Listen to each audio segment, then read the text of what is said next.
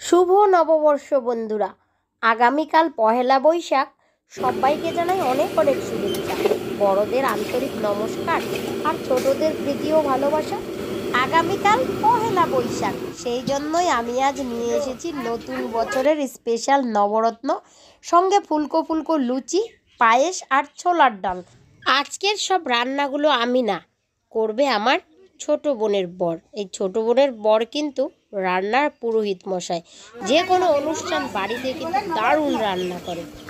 সম্পূর্ণ ভিডিওটা দেখতে থাকো, আশা করি তোমাদের ভীষণ ভালো লাগবে। সবজির মধ্যে আছে হচ্ছে আলু, পটল, মিষ্টি আলু, মিষ্টি কুমড়া, বরবটি, বিনস, বেগুন, ঝিঙা, পটল, গাজর। সব সবজিগুলো লম্বা লম্বা করে কেটে ধুয়ে আন্দাজ মতো সাদা তেল দিয়ে গরম করে আলাদা আলাদাভাবে ভেজে নেওয়া হয়েছে। এবার কিন্তু ফোড়ন দেওয়া হবে। অবশ্যই সবজিগুলোকে 5-7 মিনিট সময় নিয়ে ভালোভাবে ভেজে নিতে হবে। এগুলোকে আমরা সব মিক্স করে নেব। একসাথে মিক্স করে নিলাম। তারপরে জিরা দিলাম, গোটা জিরা দিলাম, পরিমাণ শুকনো লঙ্কা, তারপরে নেড়ে নিলাম আন্দাজ মতো কাঁচা লঙ্কা 20 থেকে 22টা। তারপরে দিলাম আমরা কাজু পেস্ট, আদা দিলাম, আদা বাটা দিয়ে এটাকে নেড়ে নেবো।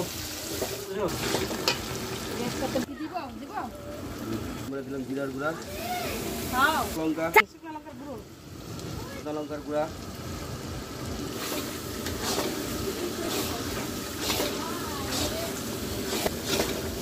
পরিমাণ মাত্র হলুদ দিলাম, নুন,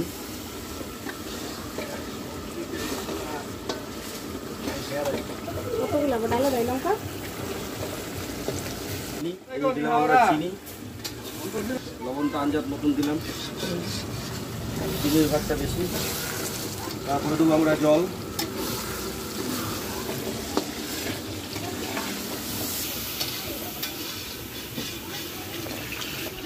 5-7 মিনিট সময় নিয়ে মশলা কষানো হচ্ছে।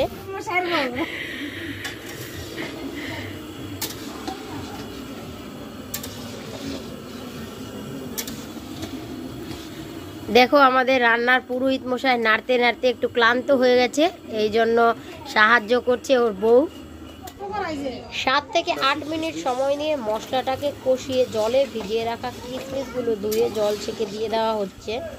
এবার কিন্তু সব সবজিগুলো দিয়ে দেওয়া হচ্ছে আর নেড়ে চেড়ে মিশিয়ে নিয়ে আবারও অল্প পরিমাণে জল দিয়ে নেড়ে চেড়ে নেওয়া হচ্ছে।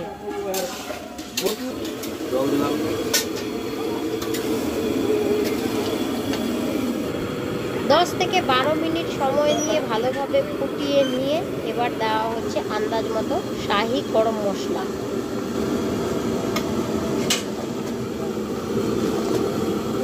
আমাদের রেডির দিকে, তারপর লাস্টে আমরা দেবো বাটার।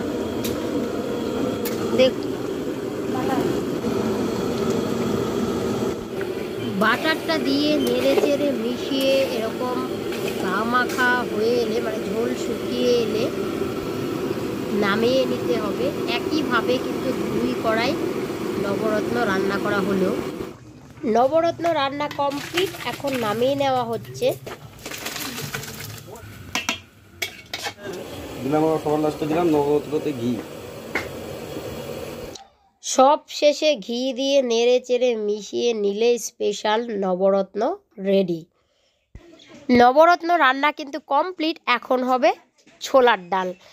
তো ছোলার ডালটা ধুয়ে নিয়ে আন্দাজ মতো লবণ দিয়ে প্রেশার কুকারে কিন্তু 3টা সিটি মেরে নেওয়া হয়েছে।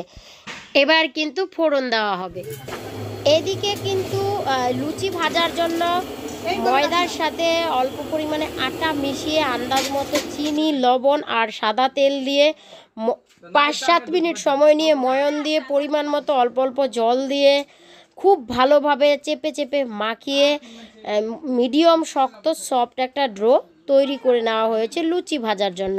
এখন কিন্তু ছোলার ডালে ফোড়ন দেওয়া হবে, আর এই ফোড়নটা ঠিকঠাক দিলেই কিন্তু রান্নার টেস্টটা বেড়ে যায়। ছোলার ডালটাকে আগে প্রেসারে সিদ্ধ করে নিয়েছি, তারপরে কড়াই দিলাম আমরা তেল, সরিষার তেল, তারপর পরিমাণ মতো তেজপাতা, তারপর দিচ্ছি জিরা, গোটা জিরা,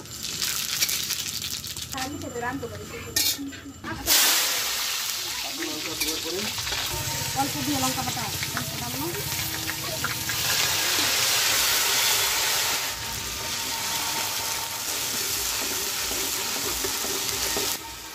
ভালো করে নেড়ে দেবো যাতে কড়াইয়ে না লাগে।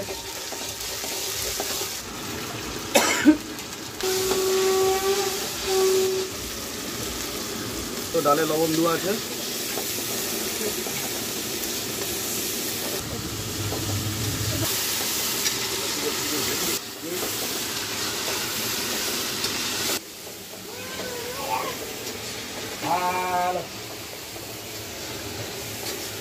তারপরে দিয়ে দিলাম আমরা ডাল সিদ্ধটা।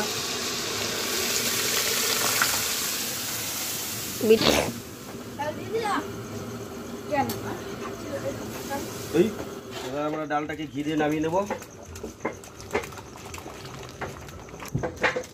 মশলা না দিলেও হতো, অল্প একটু দাও, বেশি না অল্প দাও। আন্দাজ মতো সবশেষে দেওয়া হচ্ছে শাহি গরম মশলা। নেড়ে চেড়ে নামিয়ে নিলেই ছোলার ডাল একদম রেডি।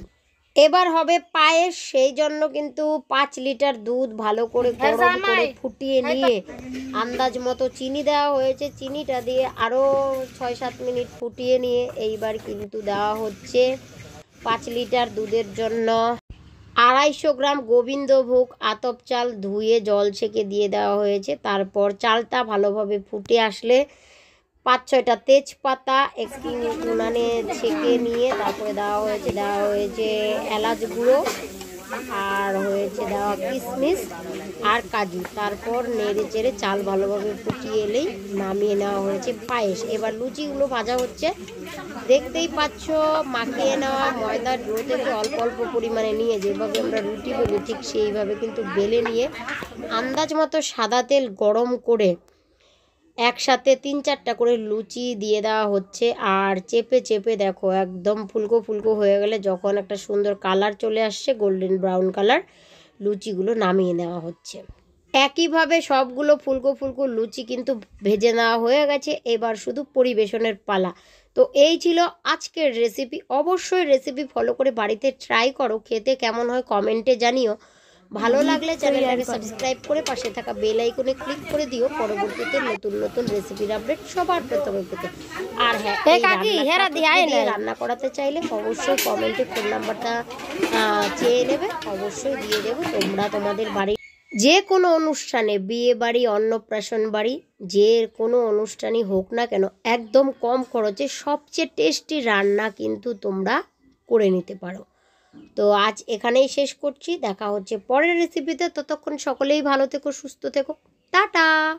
আরও একবার সবাইকে শুভ নববর্ষ, নতুন বছর সবার খুব খুব ভালো কাটুক।